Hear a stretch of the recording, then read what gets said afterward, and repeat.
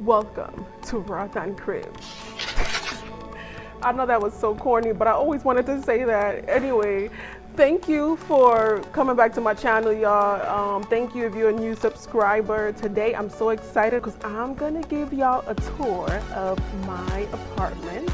And it's for those of you who've been asking questions about how much does it cost to live in Roatan? What is it like to really live here? People who are trying to imagine themselves living somewhere outside of the United States. So if this is you, or you know someone who might be questioning or interested in that, please share, continue watching, like and subscribe to my channel. Don't forget to share it, please. So my favorite part of this apartment, I have a lot of favorite parts about this apartment, but one thing that was pleasantly surprising was definitely the high seasons. High seasons. Look who's thinking about business. High season. Anyway, I love the high ceilings. See, I'm 5'11", so like I don't know if you could tell from the video, but the ceilings are pretty high in here. So let me just give y'all like a little walking tour, and then I'm gonna talk about what's included. I'm gonna share with you how much the rent is, and also share some tips if you're planning to move abroad. All right, guys, so when you walk in, this is the living space, right? So it's an open concept. There's the kitchen, and this is the dining living room area. I got my little desk over there. That's where all the magic happens. So yeah, this is the kitchen area. I love the fact that it has a pantry. You don't really see a lot of that here. Enough space for a standard size stove and also a standard size refrigerator. You get it from this corner. So that's the door to go outside. All right. Okay, and then there's 2 bedrooms. This is bedroom number 1 and this is bedroom number 2. The bedrooms are a pretty good size as well. OMG, my babies are sleeping. As you can, it's a pretty good size, as you can see. Don't mind the mess. All right, so it's enough to fit a full-size bed and a twin-size bed.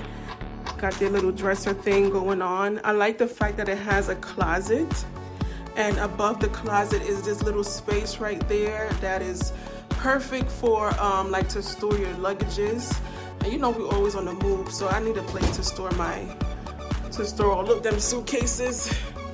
So yeah, the bedrooms are a standard size. And then we have the bathroom. So the bathroom is, it has a shower. Bathroom is a good size. Right? I like the fact that it has some hot water, and this is it, y'all.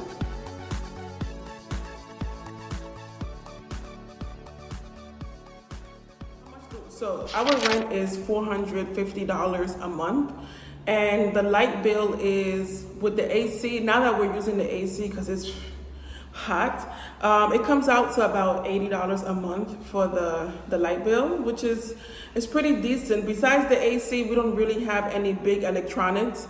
Your light bill is actually one of the highest expenses here on the island. So, and it depends on the square footage of your home. So how much does it really cost to live here? Honestly, the honest answer is it depends on what type of lifestyle you're moving to. So our 2-bedroom apartment costs $450, but you can move to a luxury villa or somewhere on the beach, and for the same size apartment that we have, you can be paying about $1,400 US a month. So it all depends on your taste when it comes to living. And of course, the closer you are to the tourist area, the closer you are to the beach, the more expensive your rent will be. As far as groceries are concerned, again, it depends. It really ranges depending on your diet. And just like in the United States, if you want to eat more healthy, if you're gonna eat more fresh fruits and raw vegetables and all that stuff, it's gonna be more expensive because you're buying grocery more often.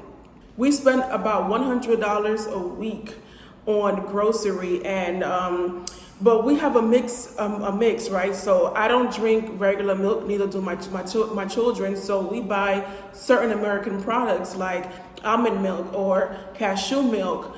Sometimes I get like vegan cheese, and those things are more expensive. If you have a family that moves around a lot like us, you definitely want to get a car, because the public transportation isn't as available over here. Sometimes when you take the bus, you gotta stand on the side of the road, and depending on where you're going to on the island, most of the time you have to go up a hill or down a hill or somewhere in a dirt road or close to a beach. And most of the time they leave you on the roadside. They don't go down the hill into the communities. Taxis are available. There's a bunch of taxis. If you do express trips versus colectivo is like an Uber, except you don't call and to share the ride. You just stop the taxi and you enter a taxi, and more than likely there's gonna be someone else in there going somewhere within, in your same route. So that's colectivo. Then you have the express taxis where you tell the driver, I don't want to go colectivo. I want to pay for a ride and I don't want to share. So renting in Roatan really depends on what stage you're at in your life. With my family, we are a young family just getting started. My kids are small. So I have to take into consideration schooling for my children. We also have to take into consideration transportation. And of course, the food that comes in. It's not just my husband and I. We have 3 small mouths to feed. And when it comes to housing, right now we're just renting. So we're not going to go and spend money lavishly, because the end goal is to build a house that's big enough for our growing family. So because of that, even if we have the money to go and live in this luxurious 2-bedroom oceanfront condominium, we're not going to spend the money to live there. We're going to pay this $450 rent and save the rest to start building the house. Whereas if it was just my husband and I, then why even go and build something and get stressed out with construction, or build this big house? Maybe like for someone who doesn't have any roots over here or any plans to go into business, you just simply have the money, you're retired and you want to enjoy life with your husband or your wife, then I would go and spend $1,400 a month on a 2-bedroom condo on the beach. I would do that. But we're not at that stage. Also, some people move here and they're retired, so they're on a fixed income. So they're also on a budget just like us, but for different reasons. For us, it's because we have 3 small ones.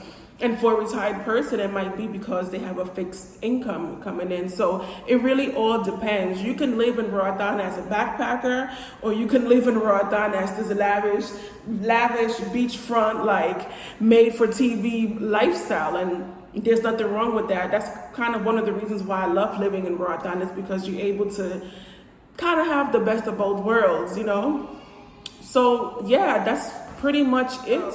I hope this video was helpful to you. Please don't forget to share it with someone who's thinking about moving abroad and trying to crunch the numbers to see how much that move is going to look like. I know there's so much more information that you guys might want to know. So just send me a message to ask me any questions, or put it in the comments, and maybe I'll do another video expanding on one of those topics. All right. Thank you so much for watching. Later. Bye, guys.